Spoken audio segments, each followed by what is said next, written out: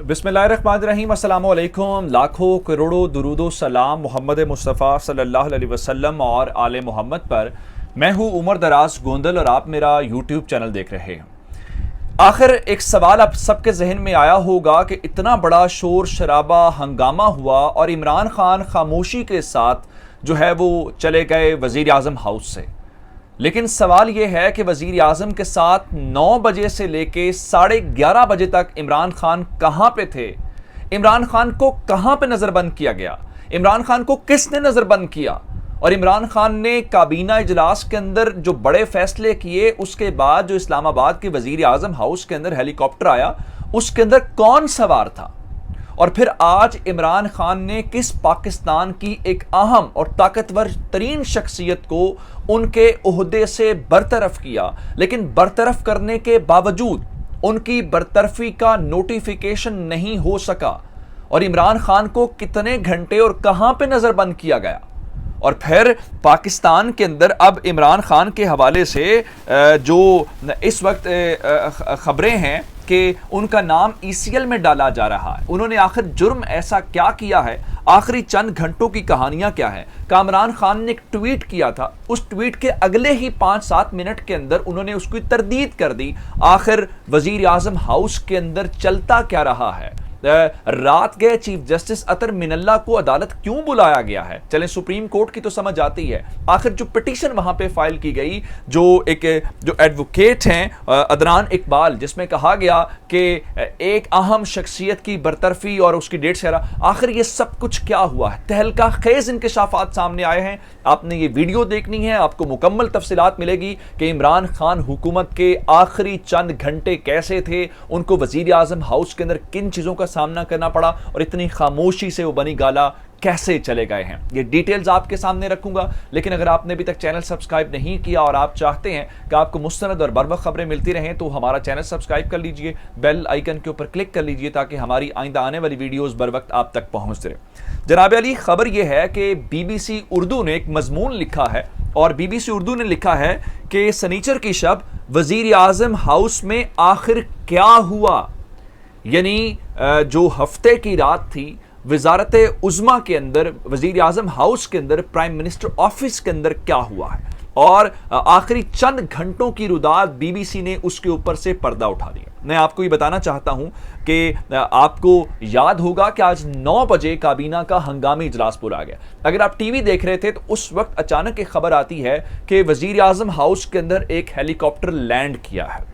वो तमाम तफसीलात से, उन तमाम इंकशाफात के मुतालिक इल्म हुआ है और उन हकाइक से, उन राजों से पर्दा उठ गया है। BBC उर्दू ने क्या दावा किया है?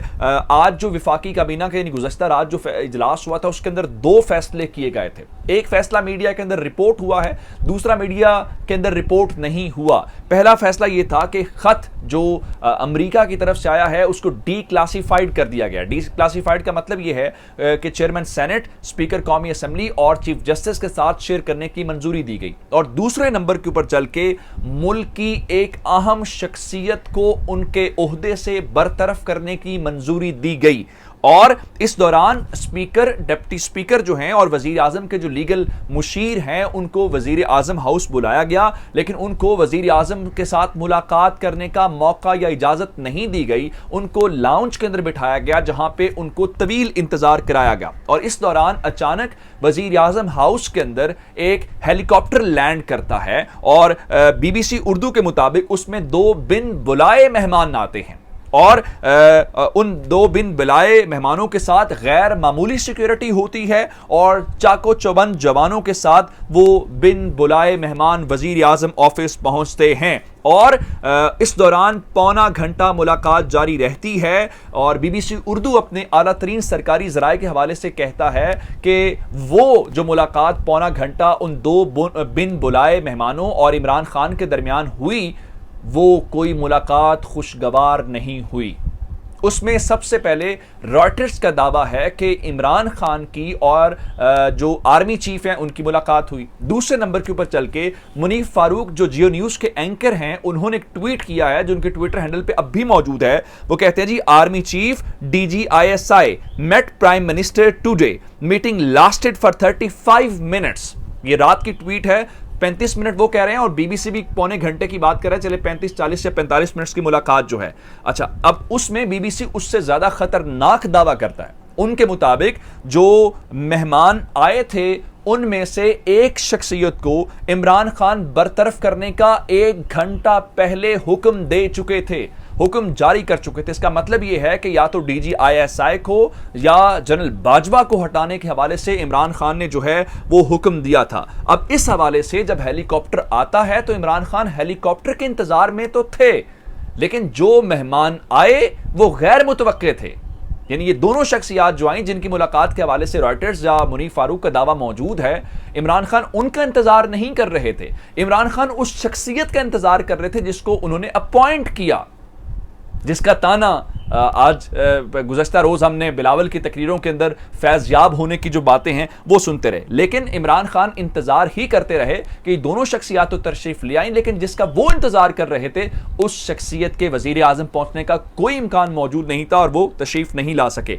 अच्छा, अब इस सिलसिले में सबसे पहले मैं आपको बताऊं कि कामरान खान ने एक ट्वीट किया कोई 10 बजे के आसपास, और उन्होंने कहा कि इस्लामाबाद हाई कोर्ट में एक पिटीशन फाइल हुई है और उस पिटीशन के मुताबिक इमरान खान ने आर्मी चीफ को उनके ओहदे से बरतरफ कर दिया है, लेकिन इसकी सरकारी तौर पे कोई कंफर्मेशन नहीं हुई। उससे अगले ही चंद मिनट्स के अंदर कामरान खान ने उसकी तरदीद कर दी, जी कोई ऐसी बरतरफी नहीं हुई, मेरी आला ज़राए से बात हो गई है। अच्छा, यहां तक बात हो गई। उसके बाद जब वजीर आजम ने हुक्म जारी कर दिया था तो उसके बाद एज पर लॉ जो है वजारत दिफा ने नोटिफिकेशन निकालना था। सेक्रेटरी डिफेंस जो है उन्होंने एक नोटिफिकेशन जारी करना था कि फलां शख्सियत को वजीर आजम के हुक्म के ऊपर निकाल दिया गया है, उनको ओहदे से बरतरफ कर दिया गया है, लेकिन वो नोटिफिकेशन जारी नहीं हो सका। वो नोटिफिकेशन या जारी नहीं होने दिया गया और उसके बाद कहा यह गया है कि वजीर आजम हाउस के अंदर इस इनकलाब की कोशिश दम तोड़ गई। लेकिन एक और खबर आपको दे दूं, अगर वजारत दिफा से इमरान खान वो नोटिफिकेशन जारी करवा भी लेते, उसका भी इंतजाम हो गया था। रात 10, साढ़े 10, 11 बजे के आसपास चीफ जस्टिस अतर मिनल्ला की अदालत खोल दी गई थी, उनका अमला पहुंच गया था और इस दौरान एक पिटीशन फाइल करवाई गई जिसमें notification number, diary number, date छोड़ के, टाइम छोड़ के उसमें कहा गया कि इमरान खान ने अपने ज़ाती मफादात के लिए पाक फौज के सरबराह को जो बरतरफ करने का नोटिफिकेशन जारी किया उसको कल अदम करार दिया जाए। अदनान इकबाल एडवोकेट की तरफ से दरखास्त दायर की गई, लेकिन उसका मौका ही नहीं आया क्योंकि इस दौरान तमाम चीजें हो गई और इमरान खान को वजीर आजम हाउस से निकलने का मौका ही नहीं दिया गया। सबसे पहले एक्सप्रेस के रिपोर्टर साकिब वर्क की आप जाइए, उनके मुताबिक उन्होंने सबसे पहले क्लेम किया कि वो चीफ जस्टिस के सामने जाना चाहते थे सुप्रीम कोर्ट, लेकिन उनको वजीर आजम हाउस से निकलने का मौका नहीं मिल सका। उसके बाद जो है एक और बात जो है, आसिफ चौधरी सीनियर कॉरेस्पॉन्डेंट है, सीनियर रिपोर्टर हैं डॉन न्यूज के, उन्होंने तो इमरान खान के बारे में लिखा है कि एक जहनी मरीज को 3 घंटे एक जगह पे जेरे इलाज रखा गया जिसके बाद जाके बात बनी, जिसका मतलब यह है कि इमरान खान को कहीं पे जरूर नजरबंद या महसूर रखा गया, जिसके बाद ये सारी डेवलपमेंट्स कामयाबी से आगे बढ़ सकी हैं। अब बात यहां रुकेगी नहीं, यहां पे इमरान खान और नवाज शरीफ एक पेज के ऊपर दिखाई देते हैं। दोनों ने कोशिश की, दोनों की कोशिश नाकाम हो गई।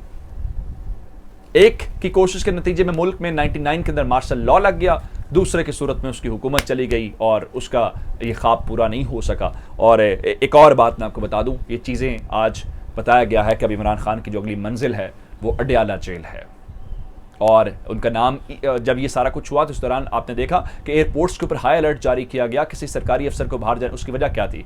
अंदाज़ा ये था कि प्रिंसिपल सेक्रेटरी फरार ना हो जाए। एयरपोर्ट्स के ऊपर कुछ शख्सियात के हवाले से कहा गया कि उनको बाहर जाने का मौका ना दिया जाए।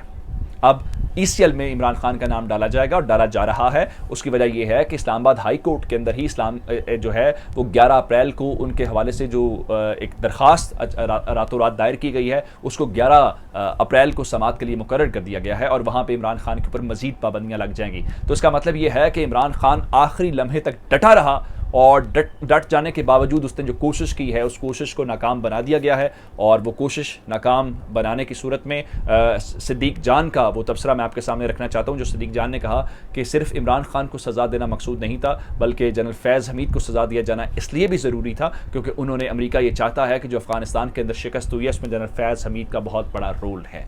ये सारा BBC उर्दू और मैंने सारे दावों के साथ जो मुख्तलिफ हवाले हैं वो देख के आपके सामने तफसीलात रखती हैं। चैनल सब्सक्राइब कीजिएगा। आपकी समातों का बहुत शुक्रिया। खुदा हाफिज़।